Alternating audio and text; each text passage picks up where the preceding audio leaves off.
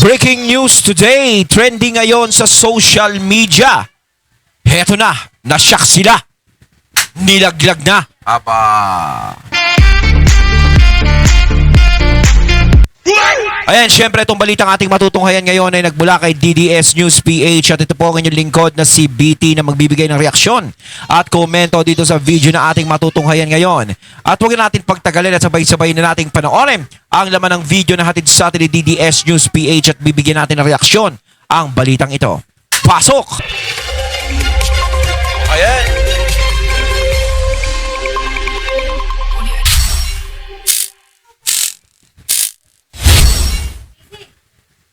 Driver di umano ito ni Zaldico. Ba? Ako nga, sabi Ayan, ko. syempre bago natin simulan ang video ito, nais ko nga pala magbigay ng credits dito sa boses at video na matutunghayan natin ngayon at bibigyan ng reaksyon. Walang iba kundi si Don Mar TV. Syempre huwag niyo kalimutang suportahan ang channel ni Don Mar TV mga katunay. Pakibisita po yan at huwag niyo kalimutang mag-subscribe at mag-follow para maging updated po kayo sa mga vlogs, reactions at sa mga balita na inihahatid sa atin ni Sir Don Mar TV. Ayan, syempre supportahan natin yan sa Sir Don Mar. Ipagpatuloy natin. Pagkatapos kong panuurin itong driver ni Zaldico sa kanyang statement, sana naman lumantad itong si Zaldico o magpalabas man lang ng video si Zaldico na patotohanan niya ang mga 18 ex-Marines at itong driver o si Orly Gutesa ay Oo, parang si Zaldico parang pagkatapos nung last video niya, parang hindi na siya masyadong lumalabas. At ito na yung mga nagsilabas, yung mga dati niyang mga kasama. So, mas maganda talaga is lumabas din siya para talagang mapatotohanan lahat ito, lahat ng mga sinasabi nila. 'Di ba? Mas maganda 'yon. Tohanan na ni Zaldico itong si Orly Gutesa, di ba? O kung maalala natin. Pero meron pa kasing ibang mga lumantad na dapat i-confirm ni Zaldico na ito ay lahat ng totoo. Di ba? O, para ma-solve na natin ang problema ng bansa natin. O, ito, without further ado, okay, bago muna natin i-play yung video na yan, paki-like, paki-share itong video na ito. Ayan, like and share, Don Mar TV, Don Mar TV para updated kayo lagi. Ito, panoorin natin. Driver ako ni Boss Saldi. So, ako yung laging isa na nagdi-deliver sa kanila. Siguro 3 beses sa isang linggo. Imagine that one, ha? 3 beses sa isang linggo. Imagine that one, ha? Ganun. Takin mo, grabe, no? 3 beses sila nagdi-deliver sa isang linggo. Siyempre, pera. O, pagpalagay natin, milyon yun. Diba? Ilang milyon ang nalulustay. Diba? Linggo-linggo. Napupunta sa wala. Diba? Siyempre, alam naman natin kung saan nanggaling lahat ng perang yun eh. Nanggaling lahat ng perang yun sa pera ng taong bayan, talagang sa buwis talaga. Kasi, wala namang, siyempre, kung sa bulsa lang nila manggagaling yan, hindi naman nila kakayanin yung mga bilyon, pamimigay mo lang. Sa totoo lang, diba? So, kaya nga, napakaraming tumatakbo sa politika. Diba? Kahit mga may sayad, tumatakbo sa politika eh. Dahil nandiyadyaan talaga yung easy money. Diba? Kasi sa totoo lang, masakit bang isipin, bilang sa daliri mo talaga, yung tumatakbo sa politika, na talagang ang puso niya ay sa taong bayan. Yung puso niya sa paglilingkod. Talagang bilang na bilang mo sa daliri mo. No, ngayon kung medyo marami pa rin, mas maganda 'yon. Pero sa panahon kasi ngayon, 'di ba? Maraming nabubulag sa pera. Marami talaga nabubulag. Yan ang pinagmumulan ng kasalanan. Kaya nga nagkakaroon ng hold-upan, 'di ba, mga ganyan, mga kidnap. Kasi talagang pera talaga. Oh, 'di ba? Lalo na ngayon ang umaano natin bumabagsak, nagmamahal ang syempre, lahat. Kaya talagang maraming mga tumatakbo sa politika hindi dahil para maglingkod eh. Kundi dahil para magkalaman ng bulsa, yumaman, makabili ng mahal na bag, makabili ng kotseng mamahalin, ganun talaga. 'Di ba? Kumbaga bonus na sa ating lahat kung may mga politiko na tumatakbo na talagang taong bayan ang iniintindi. Iba kasi dyan, tumatakbo, mayaman na, nagpapayaman pa. 'Di ba? Kaya ang bansa natin talaga kung tutuusin, mayaman 'to eh. Kumbaga marami talaga tayong ano eh. Pero ang problema, isa ang bansa natin sa pinakakurap. 'Yun ang pinakaano talaga, 'di ba? Maraming nagsasabi na itong bansa natin ay nabibilang sa ganun. Parang ang sama pakinggan. Ang pangit ng imahe natin na dapat talagang baguhin. Ngayon, mababago yan kung sakasakali na magkakaroon ng isang administrasyon na talagang maayos. Yung talagang Pilipino ang iniisip niya yung kapakanan ng taong bayan. Di ba? Hindi ko naman sinasabi na gumagawa ng ano yung isa. Hindi ko naman pinagbibintangan ha. Itong gumagawa yung administrasyon. Kumbaga, sinasabi ko lang is marami kasing nangyaring problema dito sa administrasyon, no, na pinupukol sa kanila. Kaya mas kailangan siguro natin ng mas higit pa, no, na talagang makakalutas na mga problema natin, yung talagang makakaahon naman yung mga Pilipino sa nararamdaman nilang kahirapan. Po, kabilis ang korupsyon sa Pilipinas. Sa isang linggo ha. Grabe, ha? Mali-maleta pong hinahatid itong mga pera na ito. Di ba kung makikita ninyo yung picture na Kumbaga, ang bilis-bilis yung magtapo ng pera.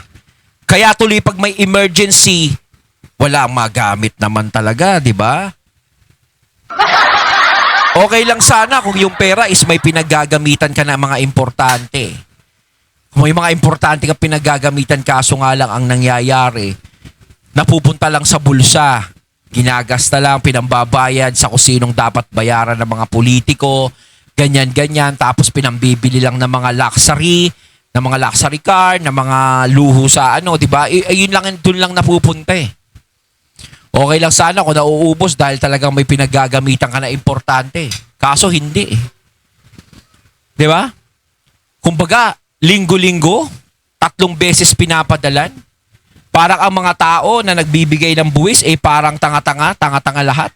Na buong akala nila ay nakakatulong sila sa bansa, sa ginagawa nila o sa ginagawa nating lahat. O yun na lang ha. Sa ginagawa nating lahat pero hindi pala. Mas nakakatulong pala tayo sa bulsa ng mga walang ya. Oh. Katulad ngayon, nagkaroon ng mga gera-gera sa ibang bansa. Imbis na matulungan sila sa mga pinansyal, siyempre mga pangangailangan ng mga kababayan nating OFW. May ilalabas ba tayo? Kasi parang may nababalitaan ako, parang may nasasabi, wala na daw pondo. Kawawa. Baka sa ibang bansa naman yung walang pondo. Sana meron pa tayong pondo. Di ba? Sana hindi dito yung nabalitaan kung ganon. Pero pag dito yun, nako. Tapos pag sinabing walang pondo, ibibintang sa mga Duterte, naubos daw ng mga Duterte. Kung tutusin, saan ang galing yung mga perang yan? Yung mga mali-maleta na yan? Kung talagang naubos ng mga Duterte yung pera, bakit may mga maletang lumalabas? Ano yung mga perang yan? Fake? Siyempre, alam naman natin, totoo yan. Di ba? Saan ang galing yan? Yun ang tanong doon. Kaya hindi pa pwede bintang sa Duterte kung naubos ang pondo o walang pera. Dahil meron mga lumalabas na ganyan.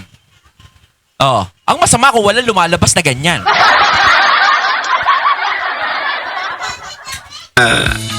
sabi ng mga 18 ex-Marines, kasama ito, na yung isang picture doon na ebidensya ay bahay raw yun ni Stella Kimbo. Tapos, kumakalat sa social media na nandoon po yung bike ni Stella Kimbo na merong picture siya na gumamit siya doon sa bike na yun. Okay? Pero, social media yun. Sino kayang nag-post no? Nakita ko lang yun ha. It's yet to confirm kung issue yan. Ako merong forensic. Para sinasabi siguro ni Kimbo, ano ba yan? Talo na nga ako. Pati pa naman pangalan ko, nasasabit pa dyan. Durug na nga ako eh. Di na nga ako binoto eh. Yan na naman. Malalaman natin yun kung yun AI ba yun o totoo ba yun, no? Pero nakita natin yun. Dapat si Stella Kimbo ay lumabas na rin at depensahan niya ang kanyang sarili. Okay? So, 3 beses sa isang linggo sila naghahatid ng pera. Ganun po kabilis ang korupsyon. Pinadala namin yung mali-malitang pera doon sa bahay ni former Speaker Martin Romualdez. Nakapag-deliver din. Imagine nabanggit niya ang pangalan ni House Speaker Martin Romualdez. Nagdi-deliver sila. Hindi ko rin maiintindihan si Lacson. Hanggang ngayon, hindi niya mapatawag sa Blue Ribbon Committee. Di ba hindi niya mapatawag? Kaya nga ilang beses nang nababanggit pero talagang hindi nila mapatawag. Kaya kung tutuusin talaga, isa ako sa hindi na bumibilib at nananalig sa investigasyon ng Blue Ribbon Committee. Kung tutuusin, wala na talaga tayong dapat asahan sa kanila. 'Di ba? Kung ang napagbibintangan, ang mga nadidiin pa kung sino yung mga tumitestigo Pero yung mga sinasabi ng mga testigo, ng mga witnesses, hindi nila pinapakinggan. Di ba nagiging kawawa yung mga witnesses. Hindi nila kasi pinaniniwalaan. Alam niyo, sa totoo lang, hindi katulad nung si Marcoleta pa ang may hawak ng Blue Ribbon. Alam natin na magkakaroon ng kasagutan lahat ng tanong natin. Kayang-kaya tayo dalhin ni Senator Marcoleta doon. Kaso nga lang ang problema, yung kayang-kaya ng dalhin ni Senator Marcoleta, biglang pinutol yun. Bigla siyang pinalitan. Tapos eto, yung mga pinalit sa kanya is hindi naman talaga kumikilos. Anong kinikilos nila? Sinong iniimbestigahan nila? Sino yung mga inaano nila? Yung mga taong kaya. Pero eto nga, yung mga binubuka ng bibig ng mga ito na talagang tumitestigo, bakit hindi nyo kayang ipatawag at imbestigahan sa Blue Ribbon? Diba? Dapat ganun. No? Hindi yung may pinipili lang po tayong tao na kailangan nating imbestigahan. Diba? Ngayon, kung talagang hindi kayo sinasabi ng mga tao, tuta, kung hindi kayo ganon, is ipakita nyo sa taong bayan. Kasi hanggat hindi nyo ginagawa yan, ganon yung magiging tingin sa inyo. Alam ko, masakit pakinggan ng ganon. Pero, ipakita nyo, kayo mismo ang gumawa ng way para yung mga tao is maniwala sa mga sinasabi nyo. Ay, nako. Ako doon sa Guado, nakapag-deliver din ako doon sa bahay ni Stella Kimbo. Na. Stella Kimbo. Sumabit. Siya na mismo nagsabi. Kaya, ay nako. Alam mo kasi hindi naman kay Stella Kimbo ito para sa akin lang hindi sa kanya to Oo. So totoo lang, meron talagang mga politiko na talagang galing naman talaga sa baba pero biglang yumayaman. Kaya nga sinasabi ko pa ulit-ulit hindi naman ganun kalaki ang sinusweldo ng isang politiko. Hindi naman sumusweldo yung mga yan ng 1 milyon isang buwan. Diba? Kaya tutuusin, kung meron silang mga luxury na mga gamit, mga kotse, mga hindi nila kayang ma-afford yun. Kung yung sweldo lang nila, ang aasahan nila. Hindi totoo yan. O, kapag palagay mo, sweldo mo, 150,000. O, isang buwan. Sa tingin mo, maa-afford mo yung bag na 2 milyon? Magkakaroon ka ba ng koleksyon na ganon? Nagsasample lang ako tungkol sa mga bag dati Diba? Makaka-afford ka ba na mag-collection ng milyon-milyon na halaga ng bag? Hindi siya yung sinasabi ko nagsasample lang ako ng iba Ganun yun. Diba? Kung ganun lang ang sinusweldo mo. Kasi, alam naman, galing ka naman sa baba. Tapos biglang ganun. Syempre kung 150,000 na sweldo mo, marami kang expenses na babayaran. Magbabayad ka ng kuryente. May anak ka, magpapaaral ka. Meron kang gastusin sa bahay mo. Kung ang kotse mo, hinuhulugan mo, babayaran mo. May mga bayarin ka pa, etc., etc., etc. Kaya, siguro kung makakaipon ka doon, siguro mga 50,000. Ganun kabagal ang proseso. Ganun kabagal bago ka makabuo ng 2 million, 3 million na worth ng bag. Diba? Hindi sa kanya yun. Baka isipin nyo sa kanya. Nagsasample lang kaya nga sinabi ko kanina Hindi to kay Kimbo yan Yun yung sinasabi ko.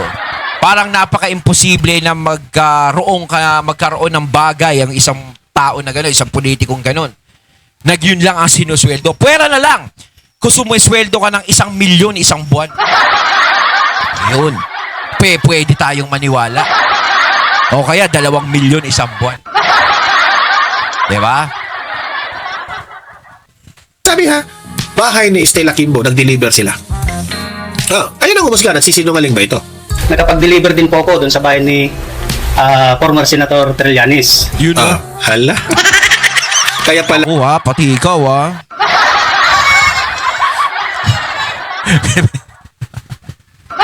Alam ko, talagang tinatag. At sa totoo lang talaga, yung mga sinasabi nila, yan, yung mga driver ni Saldico, yung mga binire-reveal nila, is talagang ano yan, tatanggihan talaga yan. Kasi, sino ba naman ang aamin sa ganyan? Dahil kapag ikaw umamin ka, once na umamin ka dyan, yari ka, talagang makukulong ka. Diba? Kaya naiintindihan natin yung mga nadadawit, yung mga sinasabi ng mga ganito nga, ng mga tumitestigo na tumatanggi sila, naiintindihan natin dahil ayaw nilang makulong. Kaya hanggat maaari, syempre, ba't ako aamin? Alam ko naman na spoiled ako ngayon eh. Diba? Kahit magsalita tong mga to laban sa akin, is hindi naman papaboran to dahil kampi sa amin kung ano yung ano ngayon. Kaya kung tutuusin yung mga investigasyon na yan, wala pa yan. Hindi pa talaga ngayon magkakaroon ng kasagutan yan. Kapag nagpalit na siguro, doon magkakaroon ng kasagutan. Baka magkanya-kanyang laglagan na yan. Di ba?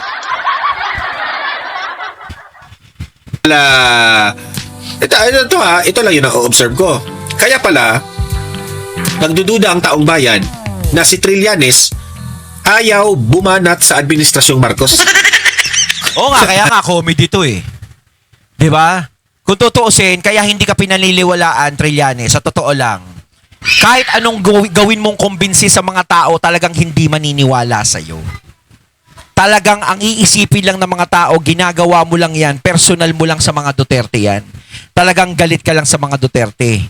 Dahil kung talagang para sa bayan ang ginagawa mo, kung para sa kapakanan ng tao yung ginagawa mo, dapat yung flood control pinapakailaman mo rin. Diba?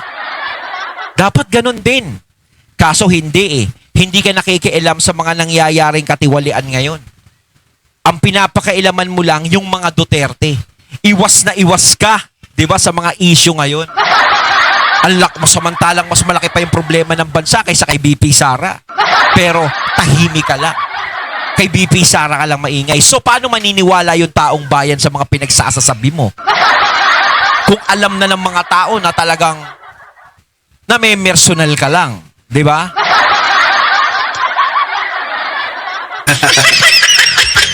Kasi, ayon dito sa driver ni Zaldico, tumatanggap rin pala ng maleta.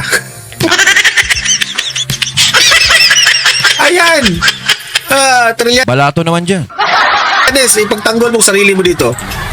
Yun po yung participation ko bilang driver ni Kong Saldico. Yung kay Trillanes po, anong dineliver nyo? Ang dineliver doon isang paper bag. Yung kay Trillanes, paper bag ang diniliver ha. Wow, At ang sana all. Na ang paper bag na 2 to 3 million ba yan? O ang laman? Nagdala po doon ay iinibos na si Mark Tiksay. Ba't alam niyo pong pera? Yun po yung Sarap talaga maging tropa ng mga to, no? Yung mga napapadala ng envelope. O yung nagpapadala ng envelope, no? Kaya sarap talaga maging politiko, no? Kung ikaw ay politikong baluktot ang pag-iisip mo, talagang yayamang ka eh. sabi ni Mark Tiksay po na ang laman ng pera na yon ay ang laman ng paper bag na yon ay pera at ibibigay nga kay former Senator Trillanes. Doon po sa Antipolo. Dahil Taga-Antipolo ba to si Trillanes? bago nila namin i-deliver yon, binibilang muna po yon. Piniprepare ni Mark Tiksay or ni Paul Estrada. Yung Alam nyo, sa totoo lang, ang sarap-sarap ng buhay nila, no? Magbibilang lang sila ng pera. Tapos ang ganda-ganda ng mga relo at mga sasakyan. Samantalang tayong mga Pilipino kumakayod para mabuhay. Wow! napira na yun. So alam po namin, napira talagang laman nun. Nandun po kayo? Opo. Bilang? Although nandun sila sa taas po ng bahay ni Boss Grabe. Saldi, pero alam namin na yun talaga ang ginagawa nila. Minsan pa nasaksihan ko rin, kung umakyat ako sa taas, dahil kami nga yung magbubuhat ng malita sa bahay ni Boss, dadalhin sa sasakyan. So nakita namin. So nakita parang ko, yung sa maleta, parang tinatarya-tarya nila yung laman. Diba? Nilalagay sa envelope, nililipat. O, eto yung bibigyan mo. Si BT, bigyan mo ng 3 milyon. Naku. Grabe, no? yung ibang kasama ko na binibilang ni Paul Estrada or si Mark Tiksay. So totoo po lahat yun, ma'am. ang issue na yun. At wala pong dinagdag. Kayo, sa tingin nyo, mga katunay, nagsisinungaling ba tong taong to? Kaya nga tatanungin ko, ano ang dahilan ng taong to para magsinungaling siya? Gayong alam niyang malalagay siya sa alanganin. Diba? Ayun, ano sa tingin nyo, mga katunay? Comment kayo sa comment box para, diba, mapag-usapan din. Wala pong binawas. Kung ano lang yung sinabi namin doon, Oo. pawang katotohanan po lamang. Ayun. So, syempre, ang sasabihin dito ng mga loyalista at mga dilawan, gawa-gawa lang yan ng mga ebidensya na yan. Oh, you can always say that na Mabilis lang naman magsalita na sabihin gawa-gawa lang yung ebidensya. Mabilis din namang sabihin na gawa-gawa lang din yung sinasabi nila. Pero ang tanong dyan, kung mabilis sa kanila gumawa ng usap-usapan o ganyang pagbibintang, para saan? Para ipahamak nila yung sarili nila? Para ipahamak nila yung pamilya nila? 'Di ba? Hindi, may nag-utos dyan. Kaya nila ginagawa yan. Sa tingin nyo ba yung nag-utos sa kanila mas mataas pa o mas malakas pa sa administrasyon? Hindi. Di ba? Kahit sabihin natin may taong nasa likod niyan. Hindi mga tanga-tanga yung mga ex-marines na yan. Yung mga bata ni Saldico. Di ba? Hindi mga tanga siguro yan. May isip yan. Alam nila kung saan sila malalagay sa alanganin. Pero anong ginawa nila? Nilagay nila sa alanganin yung sarili nila. Ngayon, kung meron man taong nasa likod nila, alam natin na mahina din yung taong nasa likod nila. Dahil siyempre, sinasabi ko nga hindi malakas yun dahil mas malakas pa rin kung ano ang mga nakapwesto ngayon.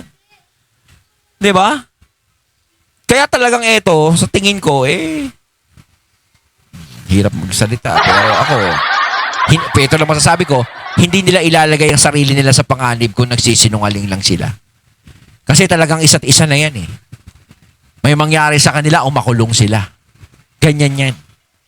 Pati nga yung pamilya nila parang sinusugal na rito. Di ba? yun po ay gawa-gawa lang. Di ba? Kasi syempre, yung paniniwala nyo, ay nakabase kayo kasi idolo ninyo si BBM. Di ba? Syempre, sarado ng isip.